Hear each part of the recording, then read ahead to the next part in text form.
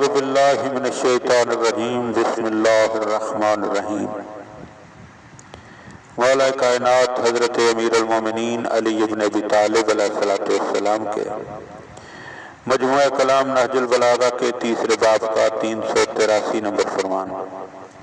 وقال علیہ السلام، آپ علیہ السلام نے ارشاد فرمایا، احذر ان یراک اللہ عند معصیتہ، اس بات سے ڈرتے رہو کہ اللہ تمہیں اپنی معصیت کے وقت موجود پائے، وَيَفْقِدَكَ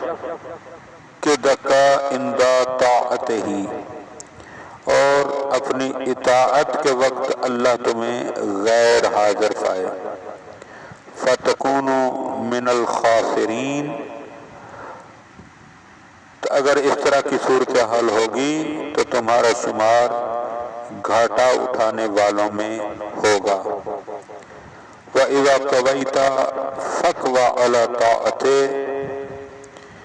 جب قوی و توانا ثابت ہونا ہو تو اللہ کی اطاعت کرنے پر اپنی قوت دکھاؤ۔ وَإِذَا ضَعُفْتَ فَاعْزُفْ عَنْ مَعْصِيَةِ اللَّهِ،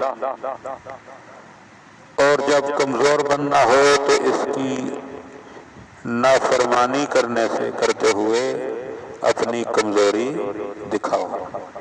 انتہائی قابل توجہ فرمان ہے کہ انسان اللہ کی اطاعت کرتے ہوئے طاقتور بن جائے، اور اگر خدا نخواستہ خاکم بدہن کہیں نافرمانی کا معاملہ ہو تو وہاں پر انسان کو چاہیے کہ بالکل ضعیف و کمزور بن جائے تاکہ وہ اللہ کی نافرمانی نہ کر سکے۔